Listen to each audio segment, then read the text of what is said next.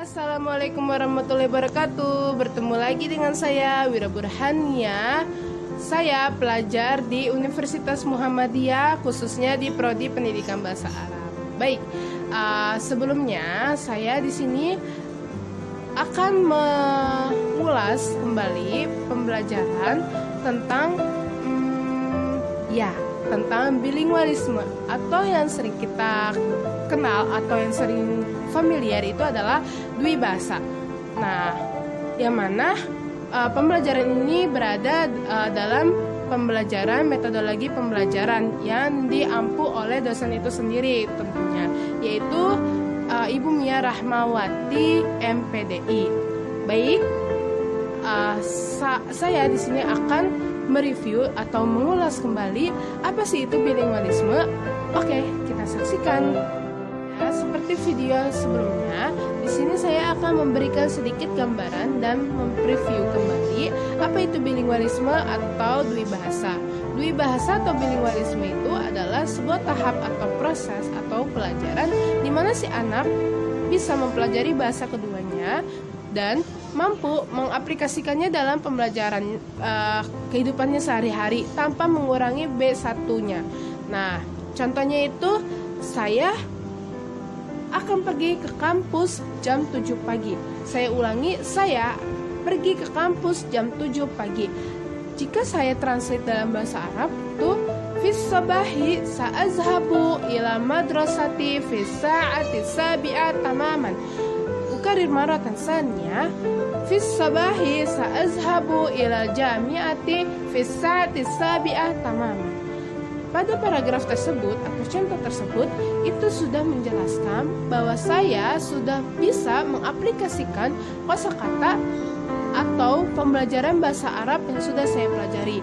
Adapun kosakata tersebut diantaranya seperti al-jami'atu, yaitu kampus atau universitas, as-sa'atu, waktu, fis sabahi artinya pagi hari, azhabu artinya itu saya pergi, dari asal katanya zahaba yazhabu. Nah, itu sudah menjelaskan bahwa saya sudah mampu mengaplikasikan kosakata yang telah saya kuasai dan saya dapatkan, dan saya bisa mempelajari bahasa keduanya atau bilingualisme tersebut tanpa mengurangi bahasa kesatu. Bismillahirrahmanirrahim. Assalamualaikum warahmatullahi wabarakatuh. Ismi Wira Burhania, ana talibat fi jamiati Profesor Dr. Hamka wa khassa talabtu fi kulliyati qismi tarqiyatil lughah. Uridu huna an ubayin al-madda yakni al-maudu wibasa au bilingualisme. Hayyan syahid. Baik, seperti yang sudah dijelaskan sebelumnya bahwa saya di sini akan menjelaskan tentang dwibahasa atau yang kita sering dengar itu adalah bilingualisme. Ya. Sebelumnya apa sih itu bilingualisme? Nah, di sini menurut Lippert dia menyimpulkan bahwa bilingualisme itu adalah sebuah proses unsur dari bahasa satu ke bahasa dua dalam bentuk hibrida. Hibrida itu adalah proses persilangan antara bahasa satu dengan bahasa dua, dan khususnya terjadi pada kata kerja dan kata majemuk. Nah, kata majemuk itu banyak sekali ciri-cirinya. Di antaranya salah satunya itu kata majemuk tidak bisa disisipkan dengan kata lainnya. Contohnya seperti saya anak buah Pak Ilyas di kantornya. Saya ulangi, saya anak buah Pak Ilyas di kantornya. Nah, kata-kata anak buah itu mengandung arti karyawan, asisten, dan lain sebagainya. Dan kata-kata anak buah tersebut sudah salah satu contoh dari kata majemuk yang tidak bisa disisipkan dengan kata lainnya. Selanjutnya, pada materi ini atau penjelasan ini terdapat 3 tahap untuk memperoleh bahasa kedua atau bahasa asing. Di antaranya itu seperti yang pertama, language comparison period, yang artinya adalah bahwa si anak itu bahwa si anak itu memperoleh bahasa keduanya. Contohnya seperti Ana talibat fi jamiati Profesor Dr. Hamka. Saya ulangi, Ana talibat fi jamiati Profesor Dr. Hamka. Nah, kata-kata tersebut itu sudah termasuk contoh dari language comparison period, yang mana si anak sudah bisa memperoleh bahasa keduanya, yaitu dalam bentuk bahasa Arab. Baik, yang kedua adalah linguistic interference phase. Saya ulangi, linguistic interference phase.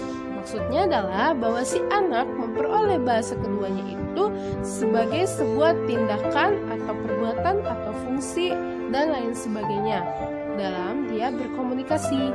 Contohnya seperti video berikut ini. Assalamualaikum. Kaifa haluka ya Khadijah? Inni alhamdulillah bikhair. Hal hadha yawm indaki suhuban? Fabidzalik najtami fi hadikah. Baik, assalamualaikum. Waalaikumsalam. Ini la suhuban hadha yawm.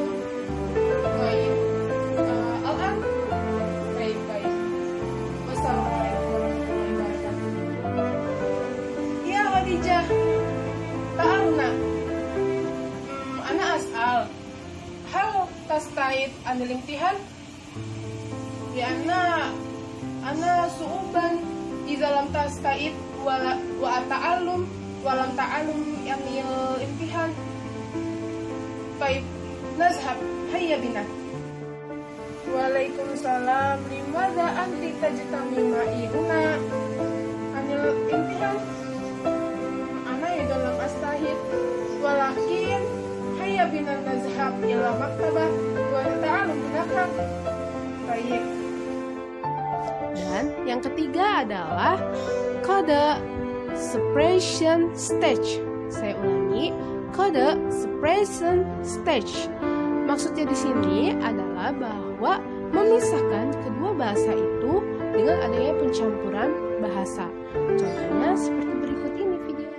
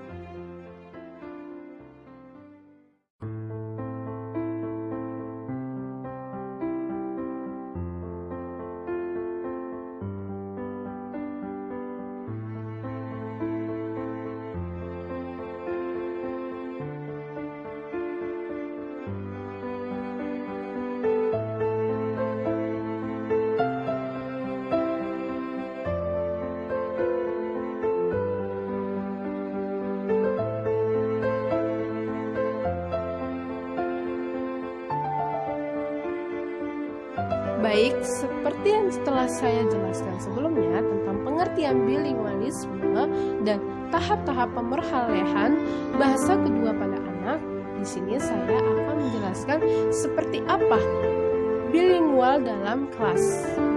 Nah, atau yang disebut dengan bilingual class. Salah satu pendidikan dwibahasa atau yang kita sering kenal dengan bilingualisme itu merupakan metode alternatif untuk si anak mempelajari B2-nya, yang mana dia berada di lingkungan atau sekolah yang menggunakan bilingualisme. Tetapi B1-nya pun sangat mendukung dia dan sangat berperan aktif untuk dia dapat berkomunikasi dan menggunakan B2-nya, yang mana dia memang berada di lingkungan atau sekolah yang menggunakan sistem bilingualisme tersebut. Kemudian, di sini saya akan menjelaskan tentang strategi bilingualisme kelas. Dalam hal ini terdapat banyak strategi yang bisa kita lakukan untuk bilingualisme di dalam kelas. Di antaranya itu seperti mengidentifikasikan dan mengkualifikasikan perubahan dan tingkah laku si anak terhadap penguasaan bahasa asingnya atau B2-nya. Kemudian yang kedua adalah memilih metode yang tepat dan juga sesuai dengan tujuan yang kita inginkan terhadap siswa tersebut.